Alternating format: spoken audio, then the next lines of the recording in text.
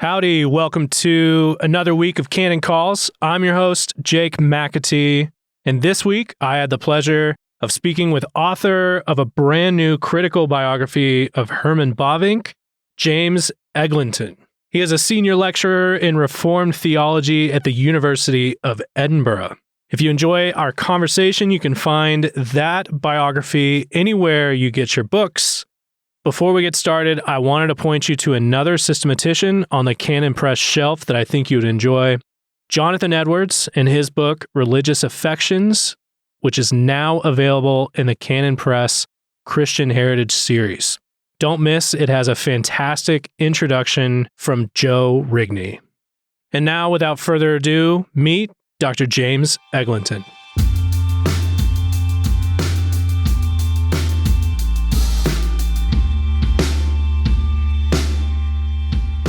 All right, now welcoming on Dr. James Eglinton. He is the senior lecturer in Reformed theology at the University of Edinburgh in Edinburgh, Scotland, and he is the author of a brand new critical biography of theologian Herman Bavinck. Thank you again, sir, for taking the time to be with us. Thank you for the invite to come and talk. Yes, of course. So, you wrote a biography of theologian Bavinck, as I mentioned. In terms of people that you want to know more about, how did it come about that you wanted to know more about Bavinck, enough to write a critical biography? Yeah, thanks. I really enjoy reading biography anyway, and I find biographies of theologians are fascinating if they're done well.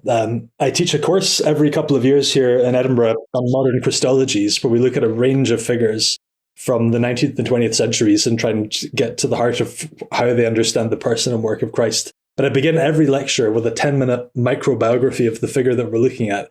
So when I was first preparing that course, it gave me an excuse to read lots and lots of biographies of different theologians. And I found just being able to get into the personal background, the context that the theologian operates in, and all the factors that shape that person really enriched my view of the theologian as well. So I think that biographies of theologians are such a worthwhile genre anyway, and so helpful. So I'm a big fan of the genre. And in terms of Bavinck, so he's someone who has quite a few biographers already, or who has had in the century since he died, which isn't surprising because he was a great thinker and lived a fascinating life, did a lot of interesting things, and was also a polymath as well. And polymaths always attract lots of biographers because their lives are so rich in terms of interaction with different people and accomplishments in different fields. So they're really interesting anyway. And they tend to attract people who want to try and put the puzzle together and then explain it to others. So Bavinck has attracted quite a few biographers. And there are two particularly lengthy Dutch biographies, which both have distinct strengths in certain ways. And then there are a few shorter Dutch biographies as well that came out, once in a decade or so as people started to think a bit more about his significance in the Netherlands. And we have there was one previous English biography, but I wanted to tell quite a different story about Bavinck.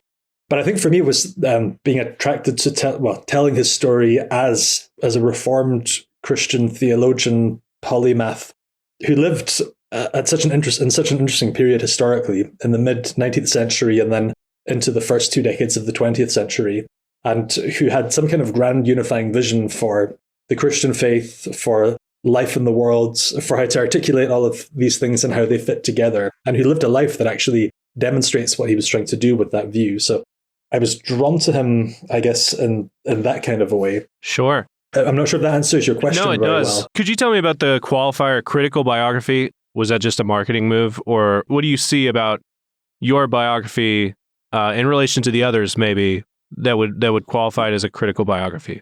Okay, so thanks. That's a helpful question as well. Critical biography is a distinct subgenre of biography. So biography is a literary genre that is telling a life story. And there are lots of ways that you can approach how you tell the story of someone's life, and also lots of motivations for why you might want to do that. So we could think about one group of biographies that we could call commemorative biography, where the point of telling the life story is that you're trying to manage someone's reputation for all kinds of different reasons. That might be for hagiographical purposes, that you want to show the world that there was this great saint and that person's life should inspire you. Or it might be the kind of glossy, authorized biography, as it's called, that you might see in an airport bookshop before you get on a plane, where it's endorsed by the person whose life story is being told. Okay. And that kind of commemorative biography isn't very interested in facts about that person's life that might not portray that person in the most flattering light. Okay. Because it's hagiographical in purpose, so you don't really want to draw the reader's eye to spectacular failures in that person's life. Or if it's an authorized biography, the person who's doing the authorizing probably doesn't want the reader to know about parts of their lives where they've really messed up or where their achievements fell flat. So there's that whole genre of commemorative biography that's tends to be kind of popular and is written in more of a journalistic style, and where the biographer has a particular agenda, which is the promotion of the person. Critical biography, rather than commemorative, is a different genre altogether.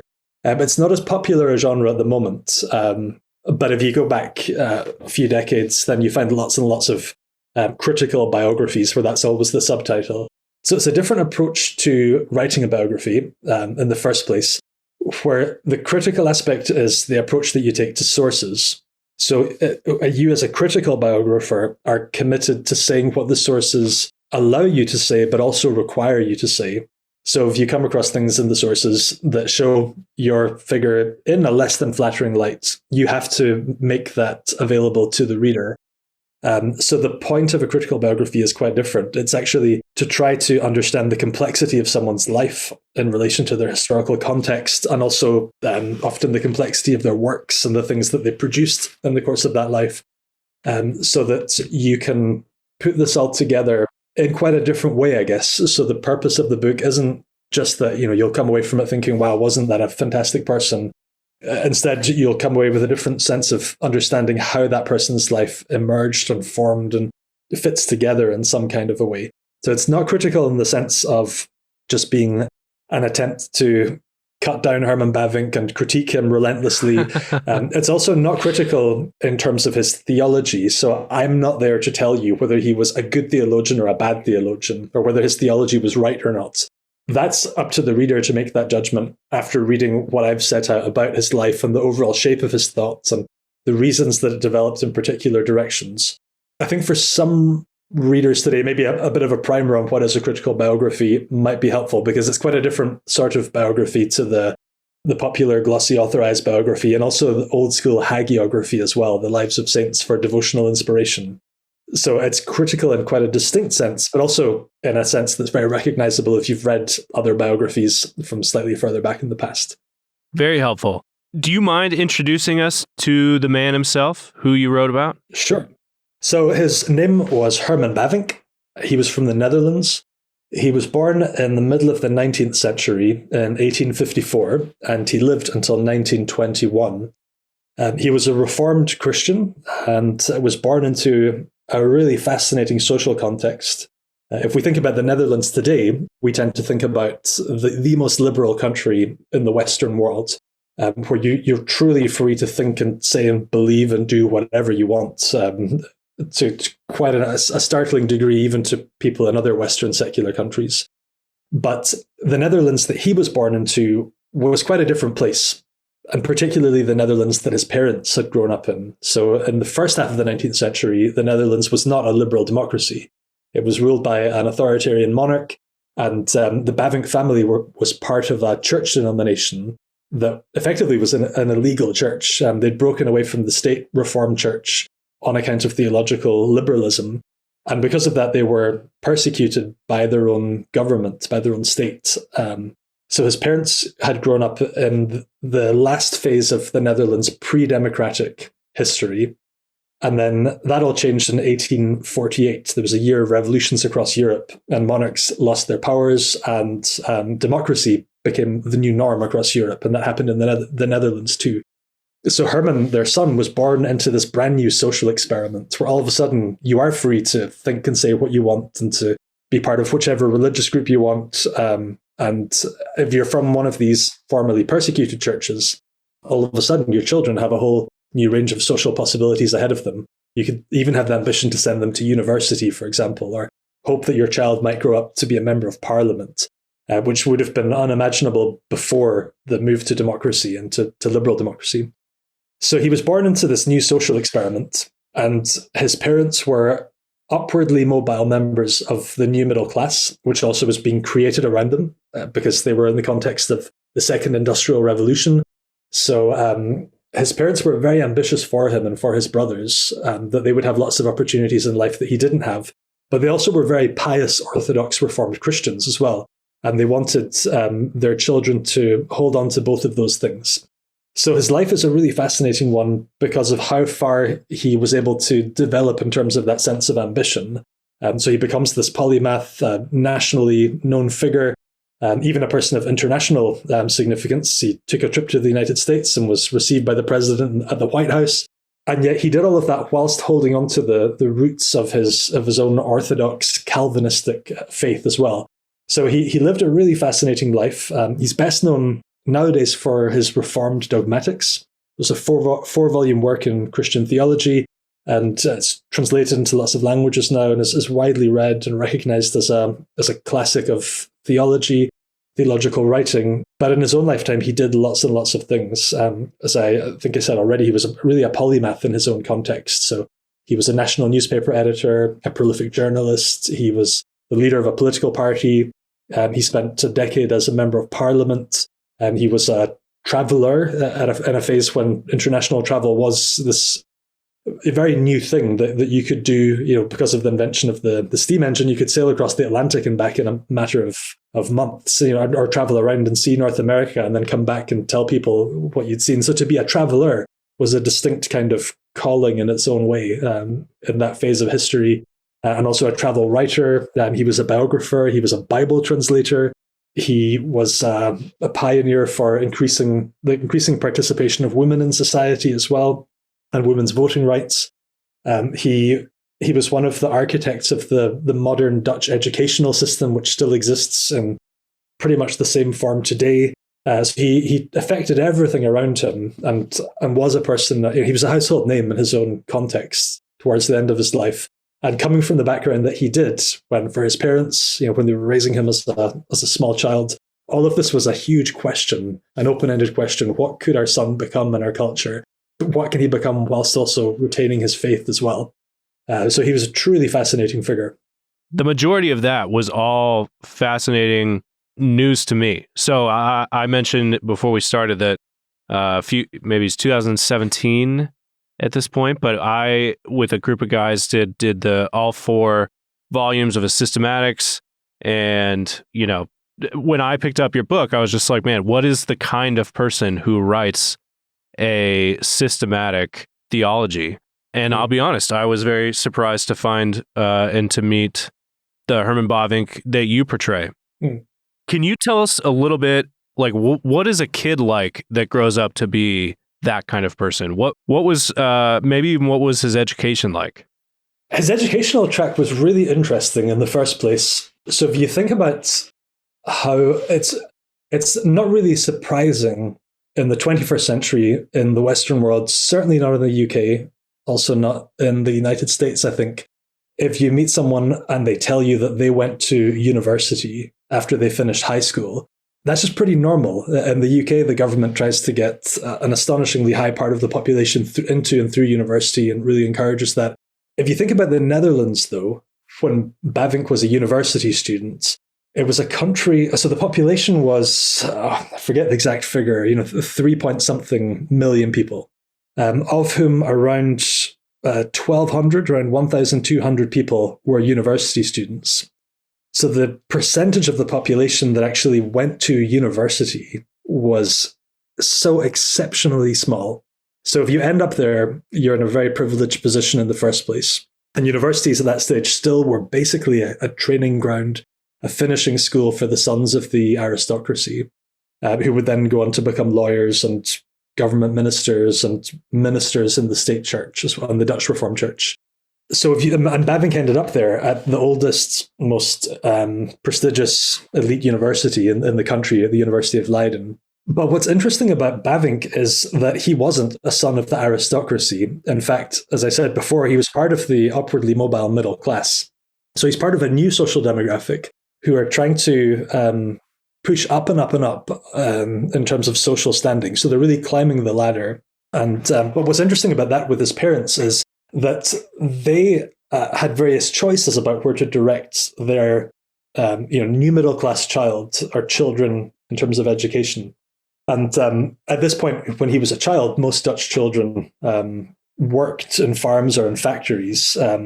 Even the kids who did get to go through schooling, they also worked part-time in fields and in factories.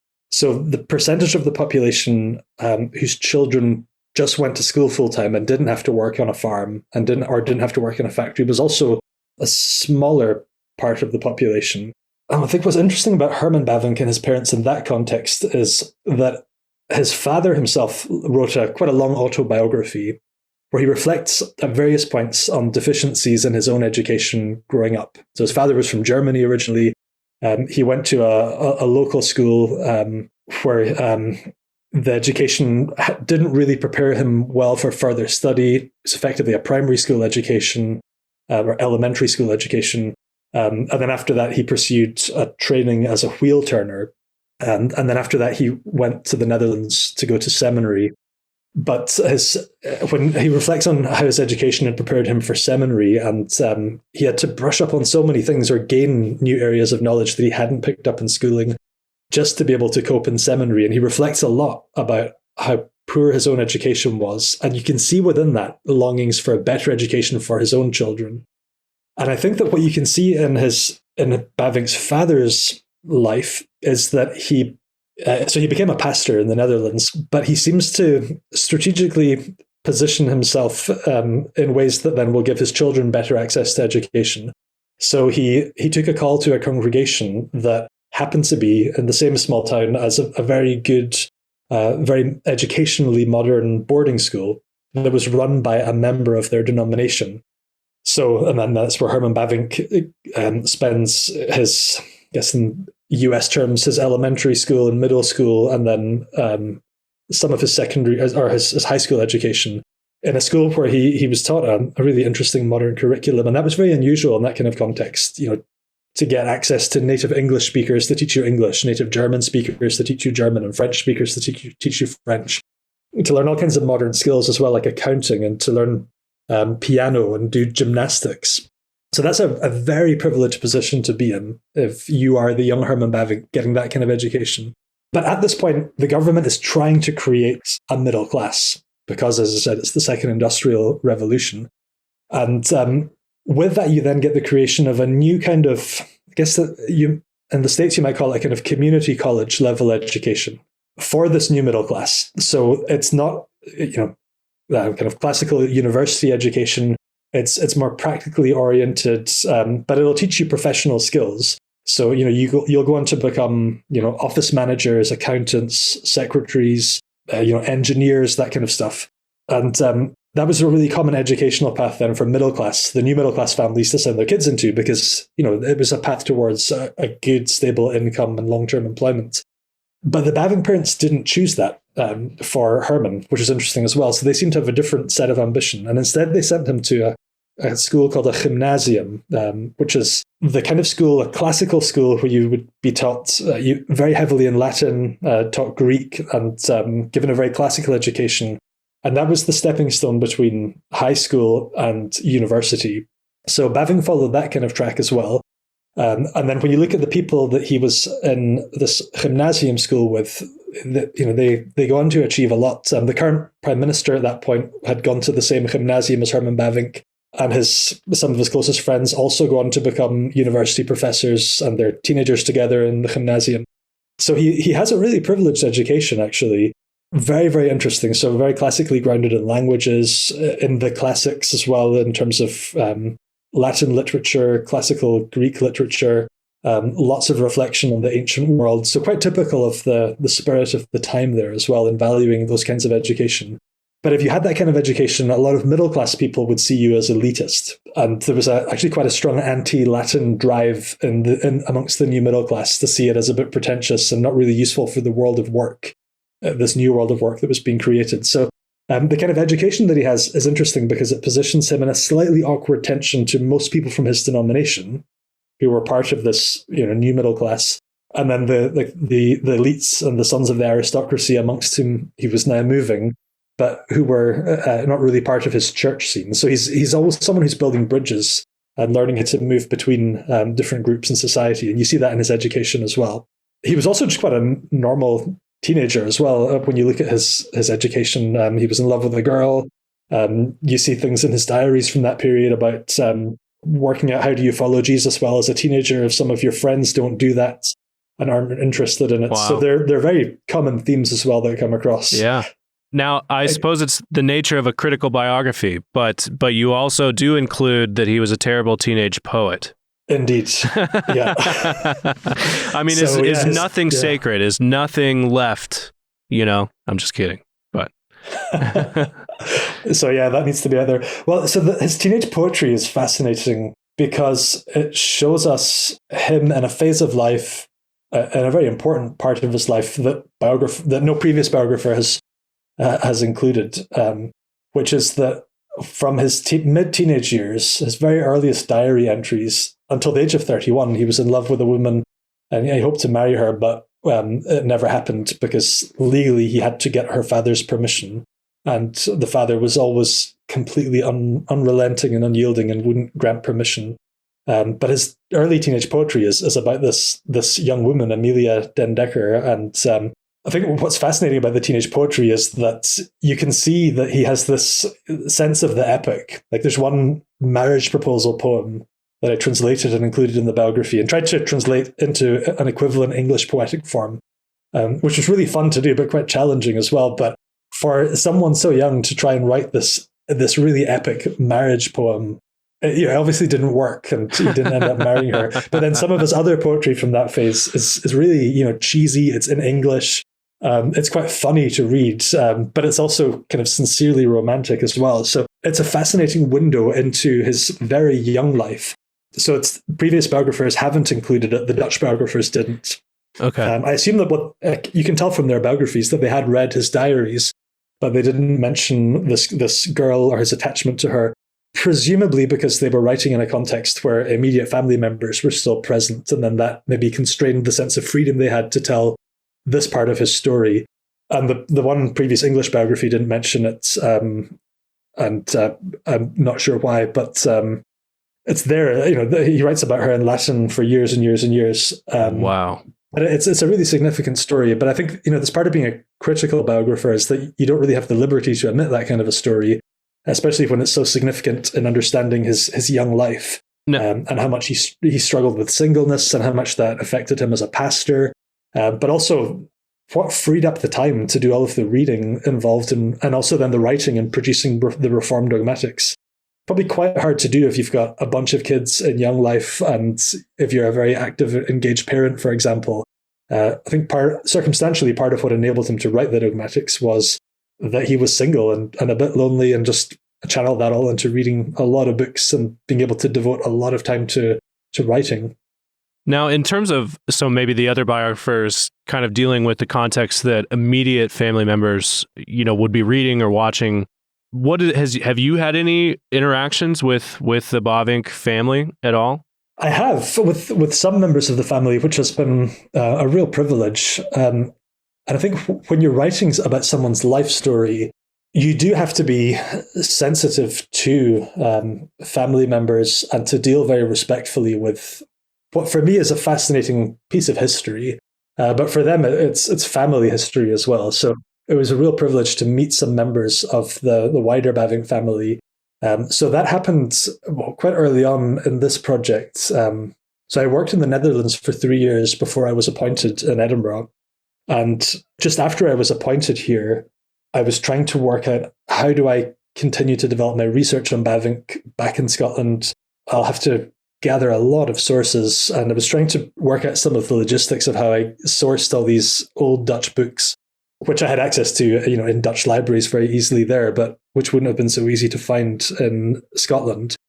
And my university librarian forwarded me an email shortly before I was about to leave the country after 3 years there to say that a man called Wim Bavinck, so a great nephew of Herman Bavinck, had offered a selection or offered a pretty complete collection of Bavinck's published works to the library of this university in Kampen, But the university already had copies of all of those books, as you would expect, being a Dutch theological library. Right. But the librarian said, these books are, the family doesn't need them anymore. They would like to find someone who can make use of them.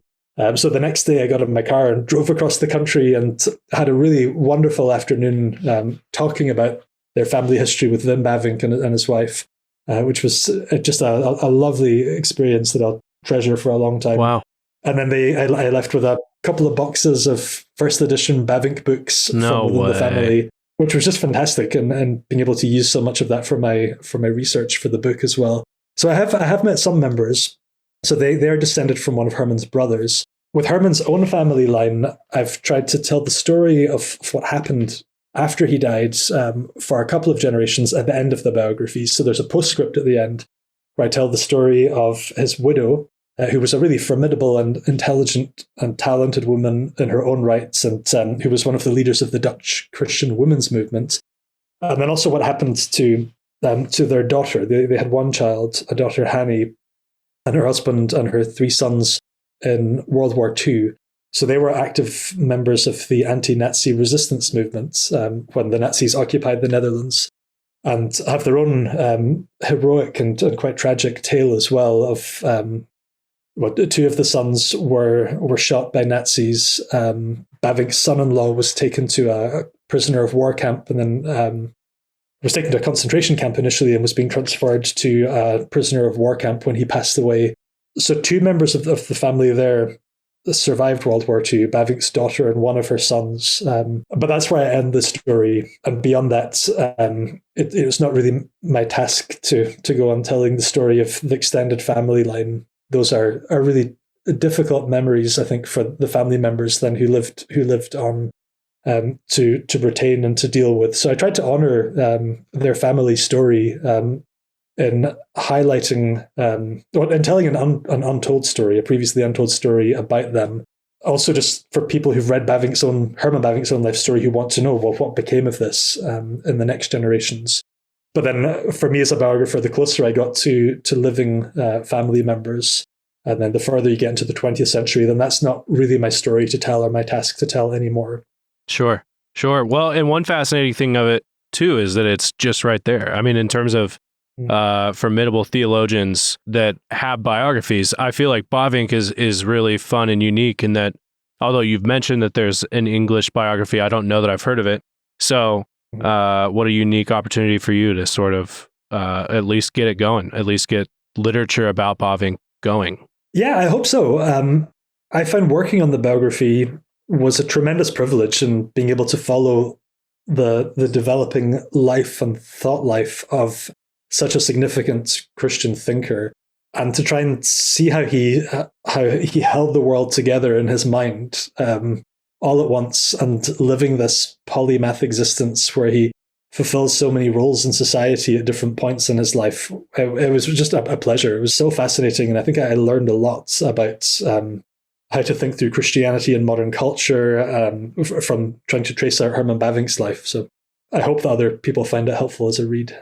Now, you were starting to get into it right before the previous question, but another aspect of the critical biography, I suppose, is that we might owe unrequited love to the motivation of like the dogmatics and other things like that. Yeah. Now, you've mentioned that part of the story was not in other biographies. Can you talk a little bit about that? Yes. So one of the previous Dutch biographies does mention in passing that in Bavinck's diaries that there's something there that shows that, it's something like he was not a young man who was unaware of the attraction of the fairer sex, or something like that. So there's one passing comment that says that he was a young man with feelings, romantic feelings like the rest of us could be. But that's all that it says, so it doesn't develop that at all.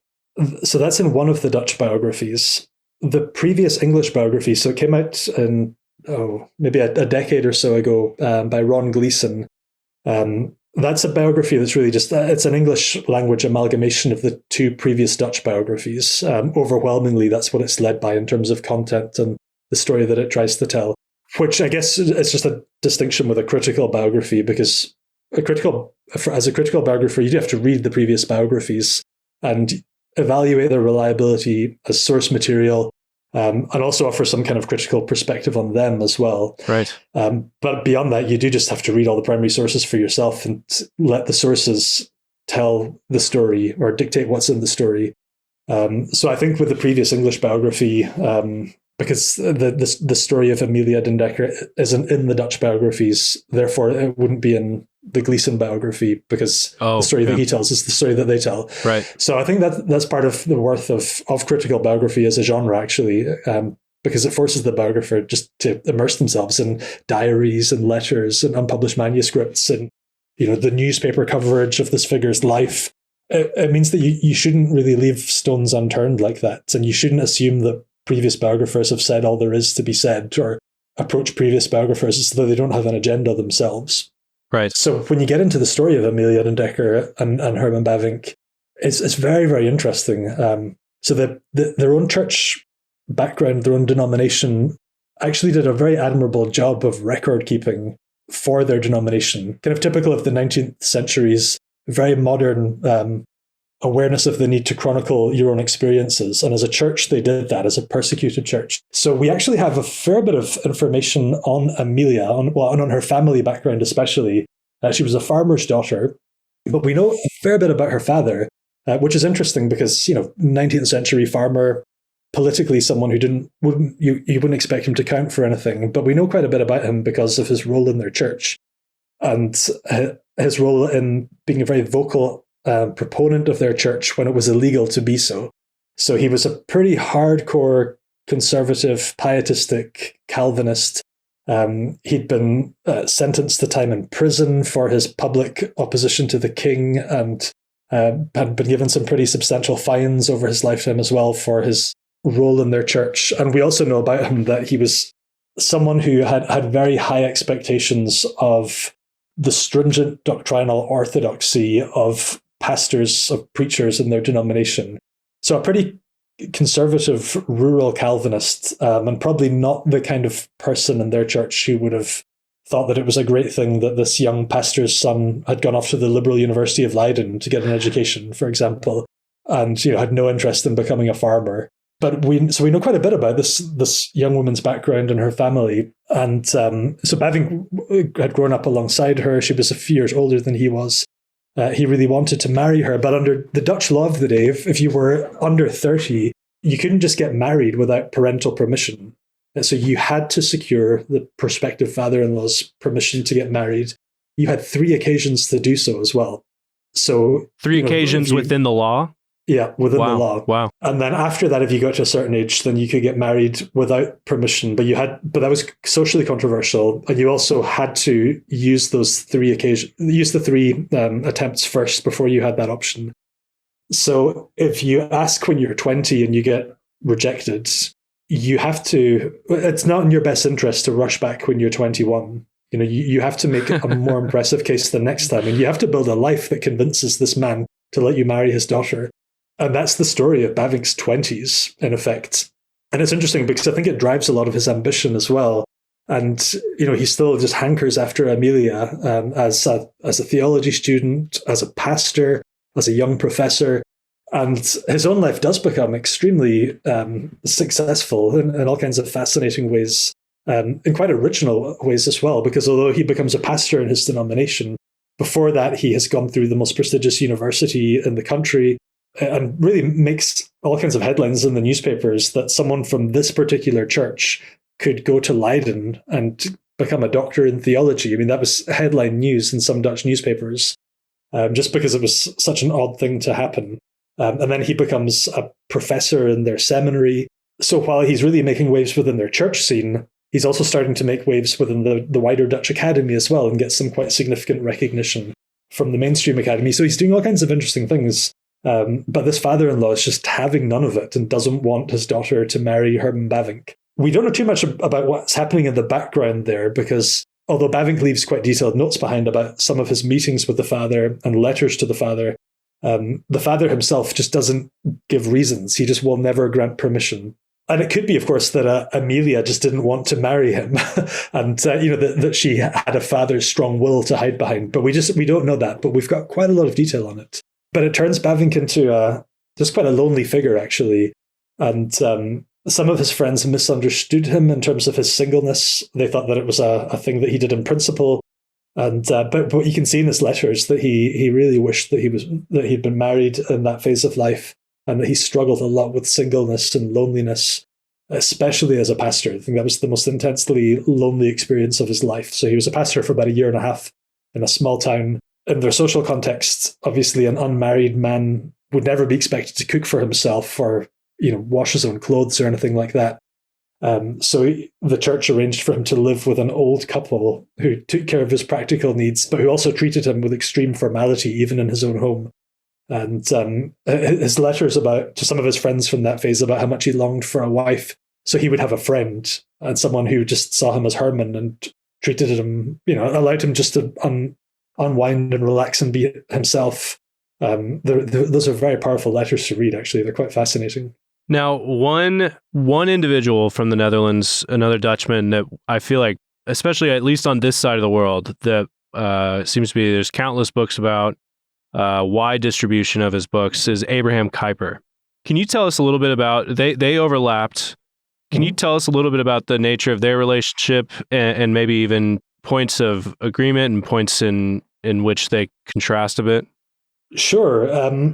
So Abraham Kuyper was a little bit older than Bavinck. For listeners who don't know too much about him, he was a pastor originally in the state church, the Dutch Reformed Church, so not Bavinck's denomination. And he began as a classic liberal, and then he, in his early days as a pastor, underwent a kind of pietistic conversion. And then what emerges from that is a figure who tried to breathe new life into historic Calvinist orthodoxy, but to do so by developing it in very modern ways, and particularly in expanding Calvinism to address questions in modern culture, so questions that didn't exist in John Calvin's Geneva in the 16th century. So then Kuyper becomes this theologian, statesman, also really a polymath kind of figure as well. Also a newspaper editor. He founded the Netherlands' first modern democratic political party. He founded the Free University of Amsterdam. He ended up becoming prime minister in 1901, served a term as prime minister of the Netherlands. Wrote constantly across his lifetime, and was a very unique and unusual personality. So Bavinck first heard Kuyper speak so when he was a teenager. So between finishing in gymnasium in this classical high school and going to the University of Leiden, Bavinck spent 1 year at his church's seminary in Kampen. Wasn't particularly enthralled by the scholarly level of teaching there, but he stayed there for a year and didn't really take part much in classes, and then went to Leiden. But in that year, he heard Abraham Kuyper speak. He came to speak at their seminary. And from then on, he really gets drawn into Kuyper's orbit. So Kuyper at that point was in effect an independent politician, so not standing on behalf of a party, but he had a vision to develop a modern Christian political party to take part in a democratic system. And he was looking for future leaders there. So he's really a sower who goes out to sow seed for a particular vision of liberal democracy, Christianity, and politics. And Kuyper's argument in that phase of his life was that the Reformation itself, the Protestant Reformation, started something that it never finished. And that was the Reformation, not just of the church, but also the Reformation of society, to be a Reformation that produces liberty, social freedom. So the lecture that he gave in Kampen that Bavinck heard was called Calvinism, something like the foundation of our freedoms. Wow. Or of our social freedoms. It's kind of about civil liberties, I guess, in Calvinism. Okay. So the argument there is that John Calvin had started something that in the modern age now Abraham Kuyper is picking up. And so he's setting out a vision then of the next phase of the Reformation being that Reformed theology then makes its mark on society as well. And so it's a kind of clarion call for young Christians to become a part of his movement and get involved with his way of thinking about Calvinism. So Kuyper starts to talk a lot about Calvinism then as a modern force, as a modern way of thinking, and that draws on the resources of the Protestant Reformation to address modern questions like democracy, who should participate in it, like questions about the Industrial Revolution, questions about modern science. So there are all these new questions that just didn't exist at the time of the Protestant Reformation. But he thought that the Reformed tradition could be allowed to expand to take in those questions and answer them and plot a path forward. In that kind of early phase of life, Kuyper is trying to set up all these Christian institutions like the Free University of Amsterdam and founding this political party, which was called the Anti-Revolutionary Party. And Bavinck really catches that vision. But what's interesting there is that a lot of people in Bavinck's own church were really skeptical towards Abraham Kuyper for a bunch of different reasons. But a lot of them saw him as tainted because he'd come from this mainstream church, although Kuyper had then been kicked out of that church. But so they were skeptical of him for that reason. Some of them were skeptical because of his openness towards modern culture and modern science. But Bavinck became much closer to Kuyper in his own ways of thinking. And that led him to feel, in a sense, quite alienated in his own church. And also as a professor in his seminary, he felt quite alienated there. But it ended up with Bavinck moving to teach at the Free University of Amsterdam and he didn't work with Kuyper because the reason that vacancy opened up was because Kuyper had become prime minister and then had that as his job. And then all of a sudden there was a spot for teaching dogmatics, which was Bavinck's area in Amsterdam. So he moved there to do that. So their lives really can only be explained in relation to each other, and especially Bavinck's life, because Kuyper is this just seismic figure who influences him so much. But there's also quite a bit of tension there between them over their lifetimes that I try to chart a little bit in the biography. Some of that is basic personality type. Kuyper was relentlessly public. He lived his whole life for the participation and observation of the public. Bavinck was a much more private person in the first place.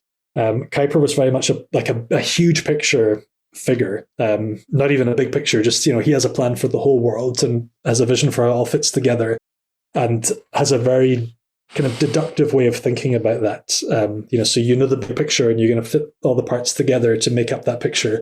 Whereas Bavinck was a much more inductive thinker. So you begin with your sources and then you work up your way up from them very slowly and carefully and make sure that claim by claim everything is carefully reasoned and stacks up. And that leads to lots of tensions over the course of their lifetimes, especially I think in the last decade or so of their lives, because they died quite closely to each other, where they had just quite different views in the end on how you envision society in the 20th century, what's Christianity's place within it, what kind of cultural changes can Christianity accommodate. And so they differ quite a lot in that phase, especially on issues around women functioning as individuals within society. So there's quite a lot of tension there towards the end. There's another layer of the relationship as well that I've tried to develop a bit in my work, not so much in the biography, but in a book chapter that just came out this month in the Oxford Handbook of the Reception of Thomas Aquinas.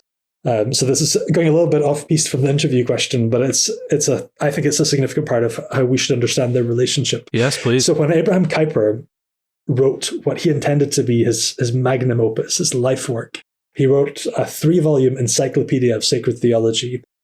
And it's a really interesting work for all kinds of reasons. Only 1 volume of it was published in English. So the whole 3-volume Dutch work is a very different piece of work. So I wrote a chapter for a book on how Abraham Kuyper places Thomas Aquinas, the medieval Catholic theologian, in his Encyclopedia of Sacred Theology. And one of the things I discovered there is that in Kuyper's encyclopedia, he says that across the history of Christianity, there's always been 2 distinct kinds of genius. So there are some geniuses in the history of Christianity whose genius is a genius of perception. So they can see an insight that the ordinary eye cannot see. But they don't have the ability to take what they've seen, to take that insight and craft it into something much bigger and more careful. But it's a distinct kind of genius to be able to spot something that no one has seen before. And then there's the second kind of genius, which is the genius of mastering the thing, that insight that someone else has perceived. So you see that insight, and then you can really work it into something that is intricate and ornate and careful.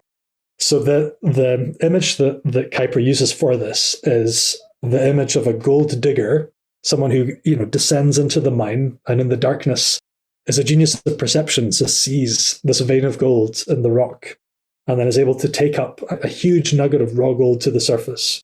So that's a distinct kind of genius for Kuyper. And he says that that's the kind of theologian who has the seminal insight, but who doesn't necessarily produce, the really careful refinement of that insight into a great work of theology. And then the other kind of genius, the image he uses is the goldsmith. So someone who can take the lump of raw gold, who can smelt it, and then who can craft it into a spectacular ornament. And he says that that's a different kind of theologian. He'll take the great insight and then he'll turn it into a very careful work of theology. And so when Kuyper writes his own life work, the big question for me is, what kind of genius is he saying that he is? Because he did think that he was a genius. Right. And I think my view is that Kuyper thought that he was the gold digger kind of genius. That he thought he was a genius of perception, and that he'd seen something about the development of Christianity in his own age, which was that in the modern world, after the Enlightenment, in a secularizing context, Christianity is subject to a new challenge to justify its own existence in a way that it hadn't before in the pre-modern world. After Constantine, let's say, Christianity becomes so dominant that it's just a given. And it doesn't face a radical attack on its very worth at all. Whereas in the aftermath of the Enlightenment, the question in the Western world is, do we even need this? Or should we just get rid of the whole thing? Should we progress beyond it and reject it? So Christianity has to account proactively now for why it's a good thing and why it's the truth. And it has to do that across every sphere of its own existence. And Kuyper thought that particular prompting, that historical circumstance then, had led to his great insight, which was that Christianity is truly a faith for all of life, and that Christianity reforms the whole of life around itself. So it doesn't just reform the church, it also reforms your social life, it reforms civic society, it reforms art and reforms economics and reforms politics, and it changes all of these things. And so Kuyper thought that was his great insight, the application of the Christian faith to all of life. But if Kuyper is a genius of perception, if he's the gold digger, but not the goldsmith, then he needs a goldsmith. He needs a different kind of genius who will smelt his lump of gold and then craft it into something very careful. So his historical precedent for this was, he said that Augustine is a genius of perception, and that he perceived that Christian doctrine is a thing. Right, that there's organized, distinctly Christian thought about God, and but he then doesn't develop that into like a very careful systematic theology. But then he says that Aquinas, in the history of Christianity, was the genius of mastering the thing that Augustine perceived, and then he writes the Summa Theologica as a kind of smelting and refinement and careful crafting of the lump of gold that Augustine had brought up to the surface.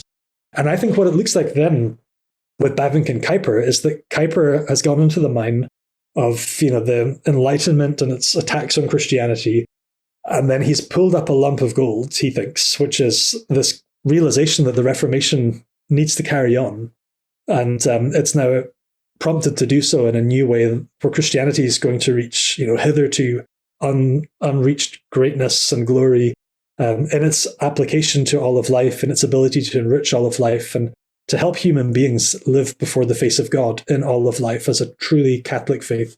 That lump of gold has been brought to the surface, but he's looking for a goldsmith. And I think my argument is that Bavinck is his goldsmith. He's this young, careful thinker that Kuyper was looking for, who then writes the Reformed Dogmatics as the kind of, like, in a Thomas Aquinas style, the Summa of the Neo-Calvinist Kuyperian tradition. So they have that aspect of the relationship as well, which I think is interesting. And I've tried to bring that out a little bit in the biography with the role that Bavinck plays in public before their church, as someone who explains Kuyper's thoughts a bit for their denomination, and who tries to kind of moderate Kuyper's own ideas and refine them a bit in the life of their church. So that puts Bavinck in quite in a delicate position between his denomination, a lot of whom were actually quite skeptical of Kuyper, and Kuyper himself, who could be a very polemical figure. And, Kuyper was a difficult person to be critical of in public, just because of his particular personality type and role within society. But Bavinck had to be critical of him. But Bavinck had to do that very diplomatically as well. So I think that shows you the kind of social role that Bavinck played as a theologian, right, as a public theologian in a really interesting light, as the goldsmith to Kuyper's gold digging. One assignment that I remember, so I went to a Bible college, and there was one assignment in particular that I feel like sort of stuck with me in terms of how to think about this particular moment of history. So I think we had to read through Kuyper's lectures on Calvinism. We read Chesterton's Orthodoxy, J. Gresham Machen's Christianity and Liberalism, and maybe Lewis's Mere Christianity. But essentially, the turn of the century in a sort of modern moment, what is the Christian reply, I suppose? And you're sort of talking about this moment as well. If that same assignment was given, if you gave that assignment, what book from Bavinck would you provide for a student to read through? Yeah, I think... Do I have to choose just one? No. Please, the more the merrier. Yeah, sure. So I think there are two that I would assign. The first would be his book, Philosophy of Revelation. So this book was originally prepared around 1908. So in the early 20th century, when Bavinck is very much caught up in trying to think as a Christian in response to atheism. So there had been a tremendous growth in popular atheism in the Netherlands at the very beginning of the 20th century, after the death of Friedrich Nietzsche, the German atheist. And Nietzsche had developed a new kind of atheism. It was very novel in Dutch culture, novel all over the place, really, which said that if God is dead because we have killed him, we are now under no obligation to carry over any of the moral consequences of the old theism. So if you take God out of the picture, the whole picture changes really radically. So if you compare that to an influential atheist from a few decades before, so like in Germany, there was a guy called David Friedrich Strauss, who wrote really influential work that basically said, we shouldn't call ourselves Christians anymore. None of us really believes. And we should just admit to that. But if we do that, then we'll really happily enjoy the culture around us much more so, because we won't have this charade of religion and religiosity. But life will basically remain the same. It'll just be happier. We'll still enjoy our glorious Prussian culture, but nothing will change other than that we'll be more honest. So Strauss was arguing that and was influential in some circles as he did so. Whereas Nietzsche came along and said, this is nonsense. If you remove God from the picture has to change, and we have no idea what it will change into. And that's quite a fearful prospect.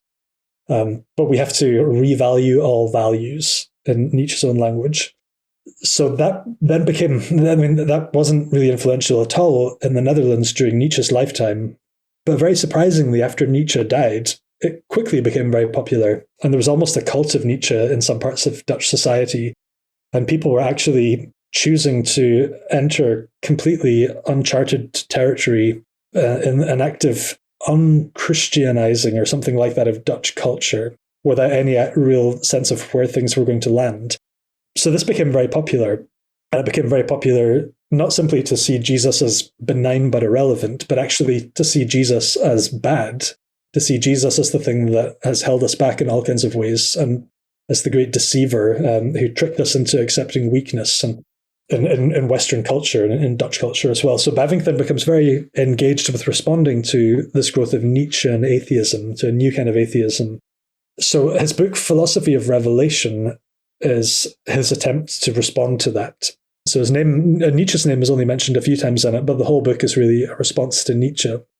And just to these great questions of the ongoing viability of Christianity in the 20th century, or whether Christianity itself is the problem and the thing that we should fight against with all our might. So it's a really fascinating book. It started off as a series of lectures that he gave in Princeton in 1908, the Stone Lectures, which were quite prestigious lectures to give, still are. So he gave these as the Stone Lectures, and essentially it's a piece of apologetics for the reasonableness of belief based on revelation. So historically, the Christian faith has been based on the belief that we can know God, and that the knowledge of God is possible for us as creatures, as human beings. And it's possible because God knows himself in the first place. God knows himself perfectly and exhaustively. And then God chooses to share from that knowledge of himself. So he reveals, he discloses of himself that which we could not possibly have known if God hadn't shared it, because it was God's own self-knowledge. So God's revelation of himself then, as Christianity classically, is the basis of all claims about God. And then in a Christian view of the world, it becomes the basis of our claims for everything, actually, and our way of knowing ourselves and of God. Philosophy of revelation is an attempt to argue for the reasonableness of that, of believing that God reveals himself. And the way that Bavinck goes about doing that is by arguing that actually, even in the modern world, no atheist truly lives by his creed, that there is no revelation, and everyone lives out a kind of de facto theism, even if we say that we don't. In a way, it's a kind of inversion of the David Strauss argument that I mentioned before. Right. That we should all just be honest and enjoy the culture we have and be honest by saying that we don't believe in God. Actually, Bavinck's philosophy of revelation flips that around to say that we should all be honest and enjoy, we should all be honest and admit that the life that we enjoy that rests on the assumption that God does exist.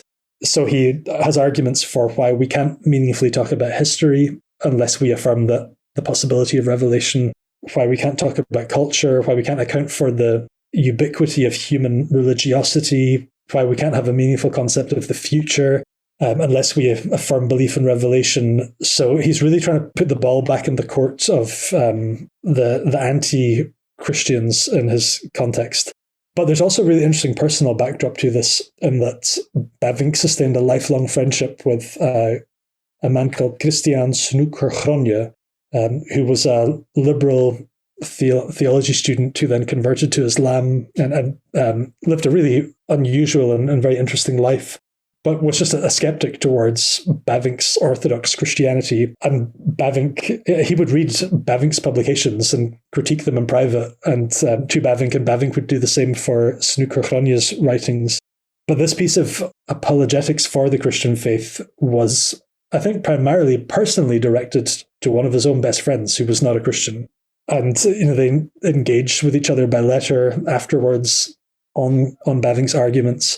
So there's also just that really interesting personal investment in this too, that Bavinck's not just writing this to, like a Twitter audience of completely disembodied people that he can't even imagine in person. He's actually writing it to one of his own best friends who wasn't a believer in Orthodox Christianity. So that's a really important work. I think it's a very accessible work as well, very clearly thought through, and presents quite substantial problems for his intellectual opponents in his context, and sets out some quite compelling reasons for the reasonableness of belief that God practices self-revelation. So that's a really important work. I think that the next step up from that is a companion book that he wrote called Christian Worldview, which I translated with two of my former PhD students, Grace Utanto and Corey Brock. We released it with Crossway a couple of years ago. It's a shorter book, but it's Bavinck, and it's a more dense book to get into than Philosophy of Revelation. But it's Bavinck's attempt to argue that the modern world and the modern concept of the self really struggles to draw things together to make life intellectually and existentially satisfying. But if modern people turn to and return to Christianity, Christianity is the thing that reorders all of the disharmony and the disorder in the modern West as people try and develop an intellectually, existentially satisfying life and worldview. So it's his attempt to do some kind of philosophical apologetics as well in answering the great questions of the age. And he's interacting with philosophers, biologists, physicists, theologians. So it's quite interdisciplinary as well. It's quite a densely packed, tightly argued piece of work, but it's also quite an interesting and significant one as well. It's probably not as easy a read as Philosophy of Revelation, though. Probably reflects the background in that Philosophy of Revelation was given in Princeton, but they were intended as public lectures.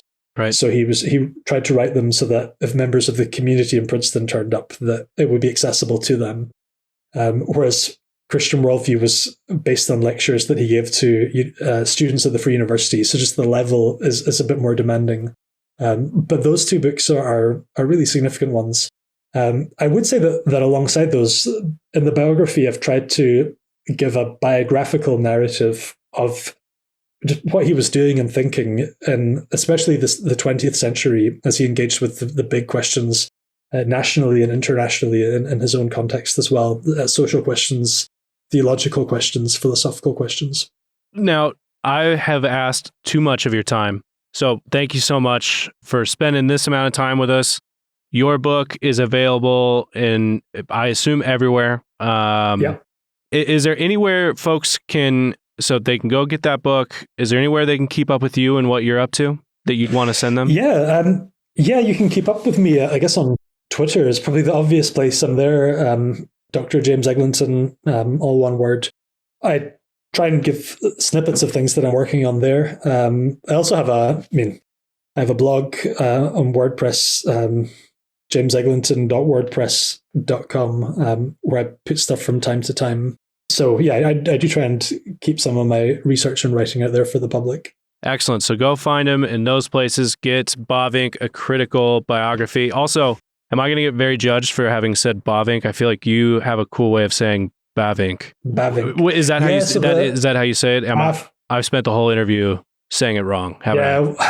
So with names as they transfer across languages, they shift anyway. So I think as long as you put the emphasis on the first syllable, so it's not Bavinck, it's Bavinck. Right. Okay. But then, in Dutch, the letter V is pronounced as an F in English, so it's really Bavinck. Oh, wow.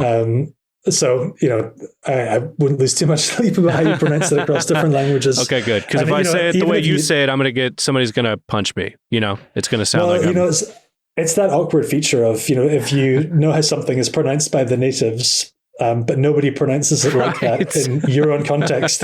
Usually you find that you fall somewhere between the middle in a no man's land of pronunciation. It's like, with like Vincent van Gogh. It's just like it should be said in Dutch, but so no one in the Netherlands says Van Gogh. It's Van Gogh. No way. And in the UK, everyone says Van Gogh, but it's also not Van Gogh.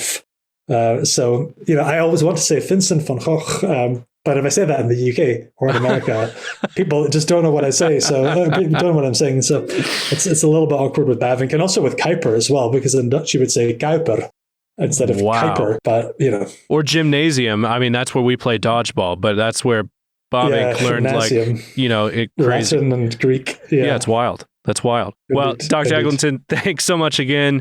You've been very kind with your time. Appreciate it. Thanks, Jake. It was great to talk. Cheers.